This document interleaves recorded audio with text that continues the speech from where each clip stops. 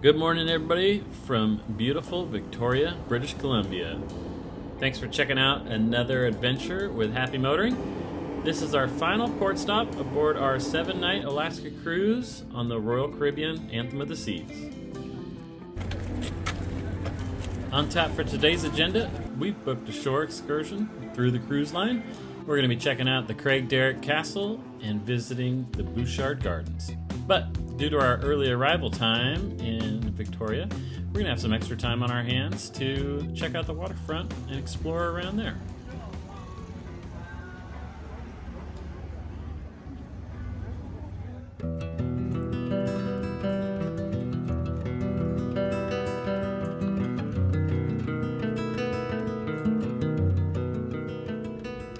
The Victorian era comes to life. Craigdarroch Castle is a definitively Victorian experience. It's a shining example of a Bonanza Castle.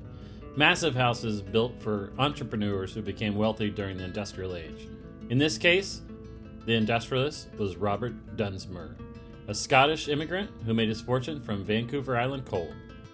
The legendary Victorian mansion, built between 1887 and 1890 on a hill overlooking the city of Victoria, announced to the world that Robert Dunsmuir was the richest and most important man in Western Canada.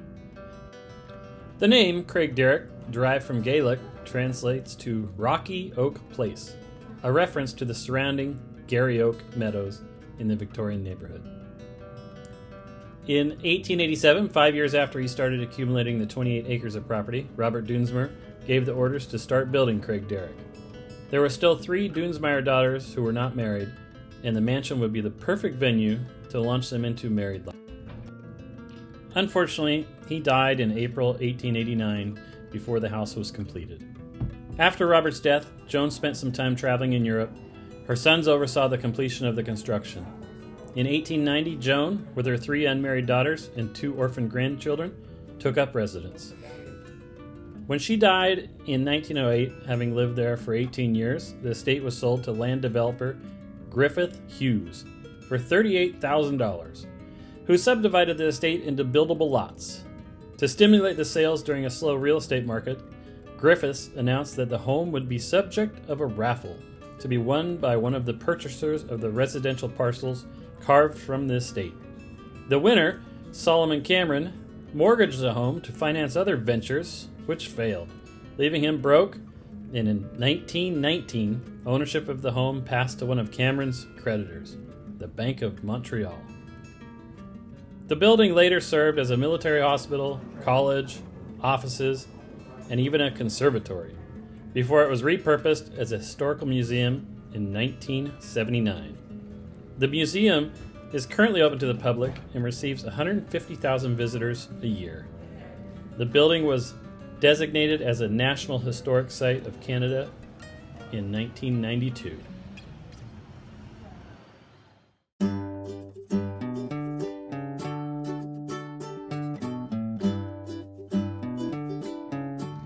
It all began with one woman's vision and passion. The year was 1888. Robert Pym Butchart, an Ontario native, married Jenny Foster Kennedy, a very adventurous lady who enjoyed ballooning and flying. On their honeymoon in England, Mr. Butchart learned the manufacturing process of Portland cement. Together with his brother David, Mr. Butchart pioneered advancements in cement as they introduced the first sacks of cement rather than the standard barrels that were common at the time. In 1904, Robert and his wife Jenny moved their home and business to Vancouver Island because of the rich limestone deposits necessary for cement production. The West Coast was exploding with development, and cement was in constant demand from San Francisco to Seattle. The first sacks of cement sailed out of Vancouver Island aboard the Alexander in 1905. Jenny Butchart kept herself busy around the estate by planting flowers and shrubbery. As time passed, Jenny's efforts increased, and her husband often supplied workmen from the factory to assist in the ever-growing project of gardening. 1907, Victoria had a special visitor, Isaburo Kashada, garden designer from Yokohama, Japan. Kashada came to Victoria at the request of his son to build a tea garden for the Esquimalt Gorge Park, This garden was widely popular. Several prominent citizens, Jenny Butchart among them, commissioned Kashada to build Japanese gardens for their own estates. This would mark the beginning of today's world-famous Butchart Gardens. By 1912, the limestone ran out, leaving a gigantic pit near the house. Jenny envisioned a grand garden in place of the now empty rock quarry. She began transferring topsoil by horse and cart. Little by little, it blossomed into today's Sunken Garden. The rubble on the floor of the pit was pushed into tall mounds of rock on which terraced flowers were planted. The largest tower in the lower garden supports an observation platform from which you can see most of the original pit. Miss Butchart solved the problem of the grim gray quarry walls by dangling over the side in a bosun's chair and carefully tucking ivy into any discernible pocket or crevice in the rock. In 1921, the project was completed. It had become a garden of immense interest to the surrounding community. Tales of Mr. and Mrs. Butchart's fabulous gardens spread as fast as the gardens themselves. From the beginning, friends, acquaintances, and even complete strangers were welcomed as they came to marvel at the horticultural masterpiece. The Butcharts named their house Benvenuto, which is Italian for welcome. They would serve tea to all who came, invited or uninvited. This would continue until the sheer number of people arriving made it impossible. In 1915 alone, it was reported the tea was served to 18,000 people. Over the next 2 decades, Robert and Jenny expanded the gardens. They replaced their tennis courts with an Italian garden, and their vegetable garden became the fragrant and overflowing rose garden. In 1939, the Butcharts gifted the gardens to their grandson, Ian Ross, on his 21st birthday. Unfortunately, it was a short celebration. Mere months later, Ian, like so many other young men, was called to serve his country. World War II stripped the area of available manpower, and the garden began to decline. Mr. Butchart's failing health caused them to move to Victoria. Their 2 daughters, Jenny and Mary, carried on as best as possible, with some help from the local government parks department. When Ross eventually returned from the war, he would end up transforming the gardens into the world-renowned attraction we know today, adding outdoor concerts and night lighting in the summers, as well as the magic of Christmas in the winters. Ross was involved in the operation and promotion of the gardens until his death.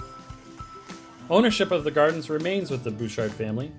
Owner and current managing director since 2001 is the Butchart's great-granddaughter, Robin Lee Clark. Today, the Butchart Gardens is a National Historic Site of Canada. You'll find remnants of the original cement plant and millions of bedding plants in over 900 varieties awaiting you as you wander the gardens.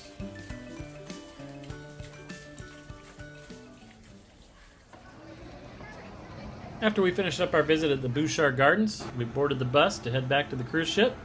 But we drove straight through downtown, and the driver was nice enough to drop us off so we could explore around there. Victoria.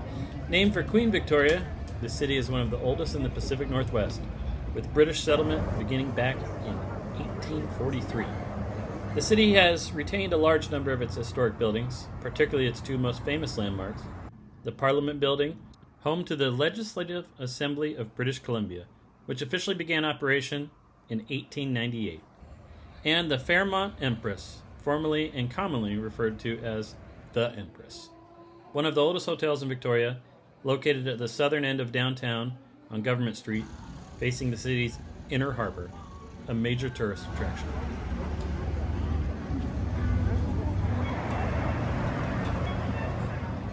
The city's Chinatown is the second oldest in North America after San Francisco.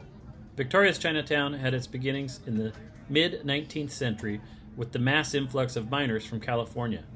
It remains an actively inhabited place and continues to be popular with residents and visitors.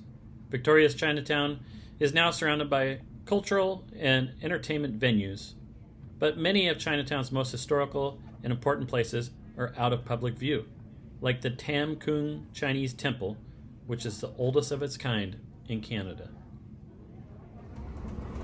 Victoria is the southernmost major city in Western Canada, about 100 kilometers southwest of British Columbia's largest city of Vancouver, back on the mainland.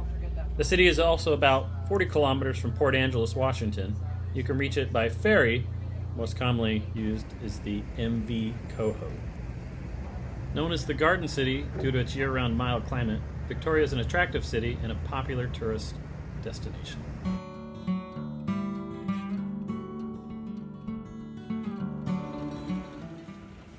Guys, thanks for tagging along on this adventure. Hopefully we inspired you to go visit Victoria. Whether you do it as a cruise port or a sole destination, it's a wonderful place and worth the visit. Don't forget, if you liked the video, please like and subscribe. Until next time, happy motoring!